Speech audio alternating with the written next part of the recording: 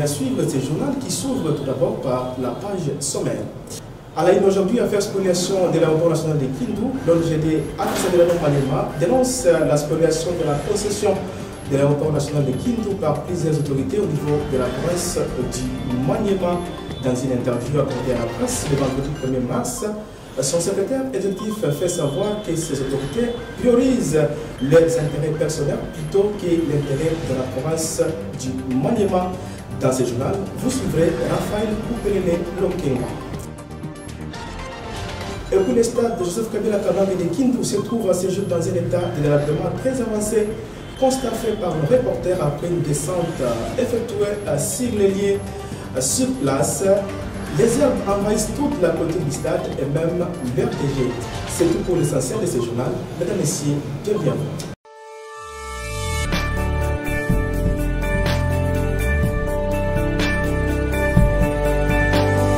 Radio Télé Saouti à Kindu, la chaîne de chaque jour.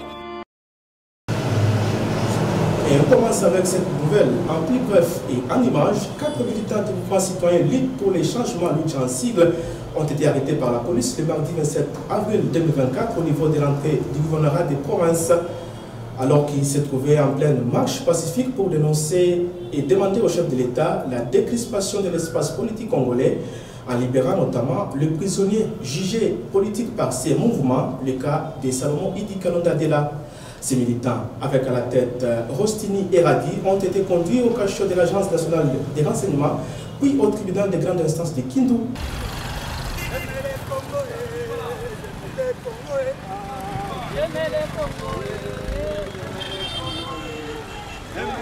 Et puis, face à cette arrestation, le coordinateur provincial du bureau des inspecteurs des droits de l'homme, BDH, coordination provinciale du Maniema, condamne la violence utilisée par la police pour réprimer cette marche pourtant pacifique.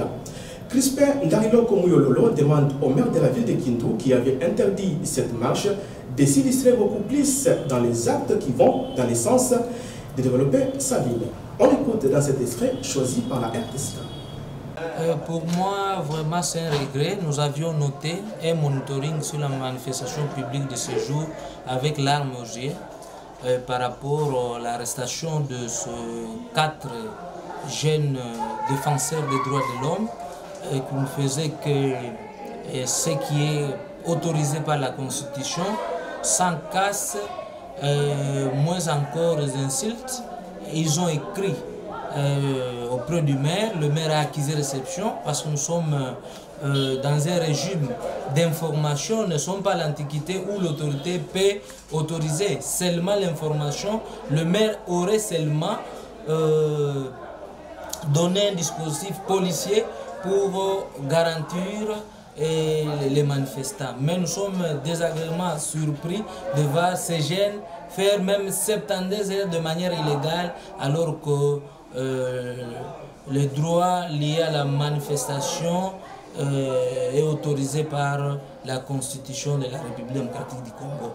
Seulement la libération et aussi au maire de la ville qui doit s'intéresser au développement. Depuis qu'il est maire, il n'a jamais inauguré même un poteau. Il y a de l'éclairage public qui ne donne plus. Il doit réhabiliter la salubrité de la ville alors qu'il a des actes générateurs de revenus. Il doit s'occuper du travail. On doit le voir à l'œuvre, pas dans des petites choses comme ça qui ternissent l'image de la démocratie congolaise alors qu'on avait déjà fait un pas vers le développement démocratique.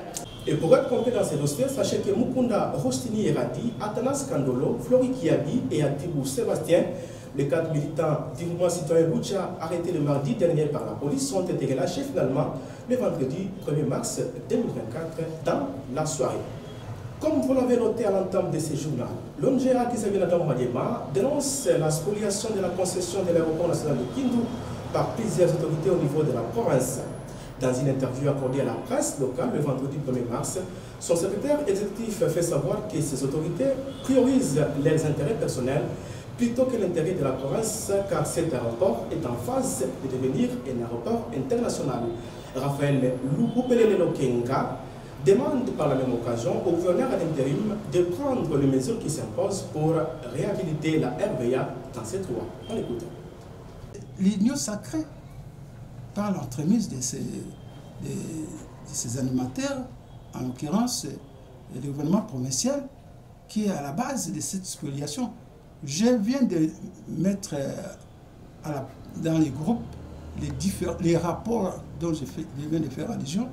Alors, c'est ici l'idée de nous poser la question pourquoi nos propres frères qui régentent la chose publique d'État, en l'occurrence aussi l'Union sacrée, puissent naviguer à contre-courant des intérêts de la République, parce que aujourd'hui nous avons eu cette bonification d'avoir ces projets d'élection ou de construction de l'aéroport international dans notre ville de Kindu, mais curieusement, l'entreprise qui vient construire est bitée à cause de la spoliation.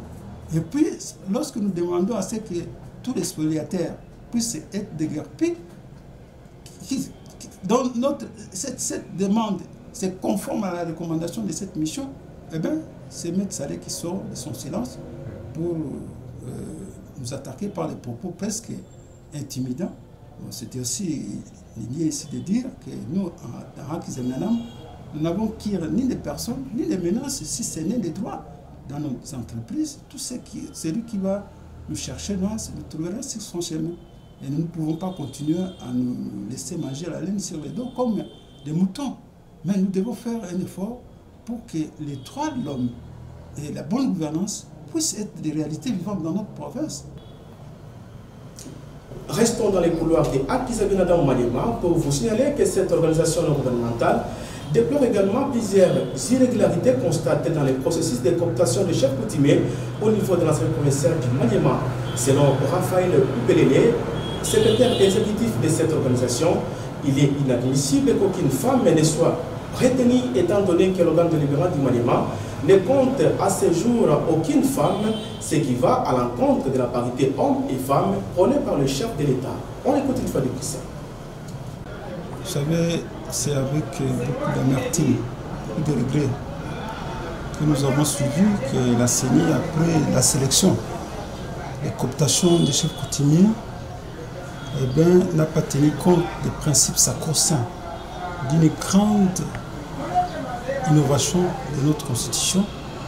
Je voulais parler ici de la parité homme-femme. Alors que lorsque vous lisez l'article 14, lorsque vous lisez l'article 13, lorsque vous lisez la loi portant la mise en œuvre de la parité homme-femme, lorsque vous lisez aussi les instruments africains tels que le protocole de Maputo, qui est considéré comme la Bible de la femme africaine, lorsque vous lisez d'autres instruments spécifiques de la femme, notamment la Convention sur l'élimination de toutes les formes de discrimination à l'égard de la femme, ça contraste avec cette cooptation. On a coopté seulement D. Et puis tous les D, ce sont les hommes. Et pourtant, parmi les sélectionnés, les chefs coutumiers sélectionnés, il y avait une femme. Mais on n'a pas tenu compte à cause des fins électoralistes. C'est pour cela que nous avons dénoncé en son temps. Et nous en profitons ici pour dénoncer haut et fort cette attitude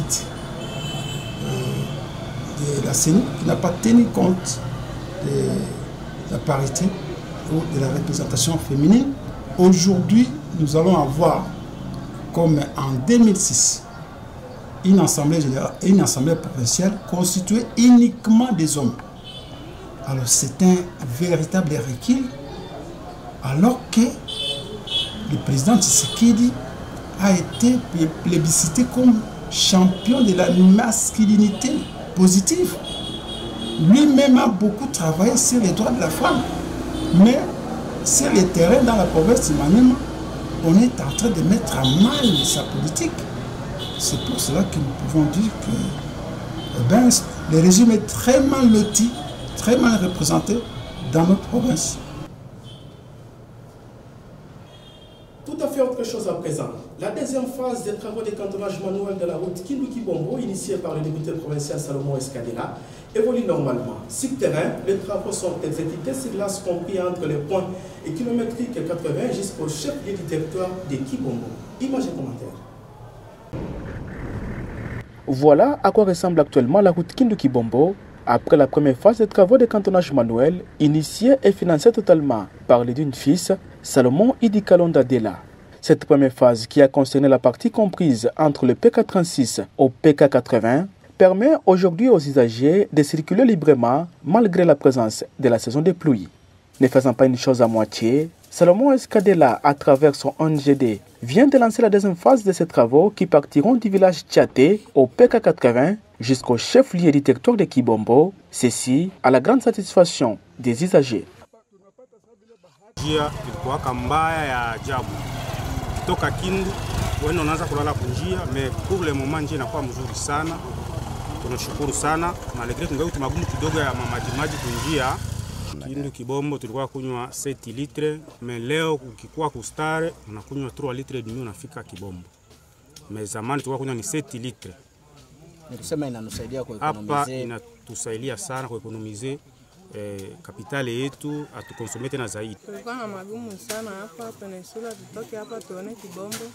Njia ilikuwa yenye kuharibika sana, lakini kupitia mapendo ya Salomon leo tunakuwa nenda hata usiku hata mchana, njia iko tu mzuri, ndio tunashukuru sana kwa mapendo yake. Tumuunge mkono Salomon, atupenda, ndio anatufanyishia biashara, iko na maendeleo, iko na susi juu ya njia yetu, juu ya territoire yetu ya Kibombo. Pour l'ingénieur Bertin Kalunga qui exécute ces travaux, la deuxième phase commence par le débroussaillage, puis suivra l'abattage des herbes avant d'entamer le terrassement. Aujourd'hui, nous avons commencé avec le débroussaillage et le désherbage.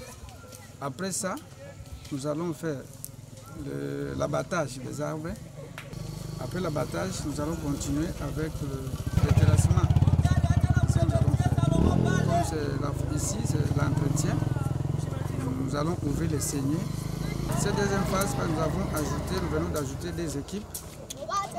La première équipe, c'est du village Loponde jusqu'au village de Fumadé. La deuxième équipe commence du village Peninsula jusqu'à Kibombo. Donc ça fera maintenant 6 équipes. Parce qu'auparavant, on avait 4 équipes. Nous venons d'ajouter encore 2 équipes. Et là, nous avons maintenant 6 équipes qui sont maintenant sur le terrain. Prisonnier politique de son État, Salomon Kalonda Idi Dela n'a pas cessé de financer les travaux d'entretien et de réhabilitation de la route Kindu-Kibombo, longue de 157 km, qui est beaucoup plus sollicitée actuellement par les usagers. Et bien sûr, le stade de Joseph Kabila Kabange de Kindu se trouve à ce jour dans un état de délabrement très avancé. Constat fait par nos reporters après une descente effectuée sur les lieux. Sur place, les herbes envahissent toute la clôture du stade et même l'RDG. Suivez ce reportage. Inauguré le 30 juin 2016 par l'ancien président de la République, le stade omnisport Joseph Kabila Kabange de Kindu est devenu l'ombre de lui-même. Pourtant, un lieu touristique qui attirait beaucoup de personnes par le passé, ce stade est à ce jour méconnaissable. À l'extérieur, par exemple, tous les murs sont envahis par les herbes et même certaines entrées sont inaccessibles. Les portes qui restent en activité sont dans un état de délabrement avancé, situation qui ne garantit aucune sécurité dans ces temples de football. À l'intérieur du stade, c'est le même constat. D'une part, les herbes menacent déjà l'air de jet et de l'autre, les sièges de tribunes et autres sont dans un piteux état. Pour plusieurs habitants de la ville de Kindu interrogés à ce sujet, il est inadmissible de constater le silence des autorités à tous les niveaux face à la dégradation de ces bijoux qui faisaient la fierté de toute la province du Maniema par le passé. Selon plusieurs sources concordantes, le stade est gardé à ce jour par les personnes qui ne sont pas reconnues par l'État congolais. Limités et impuissants face à cette situation, ces derniers n'ont aucune solution à apporter. Et puis un mot de football pour terminer ce journal. L'association sportive Maniema de Kindu s'est imposée sans peiner face à sa sœur, l'AS Dauphin Noir de Goma du Nord Kivu sur le score de 2-0 ce vendredi 1er mars 2024 au stade Joseph Kabila Kabange en marge de la première journée de play-off du championnat national de lutte l'INAFOOT Ligue 1 saison 2023-2024. Et c'est par ici que nous refermons complètement ce journal. C'est pour moi un plaisir de vous présenter cette édition de vos nouvelles sur la radio-télévision Saouti à Kindou. Le même plaisir sera renouvelé la semaine prochaine pour un nouveau journal. D'ici là, portez-vous bien et bonne évasion sur la RTSK. Au revoir.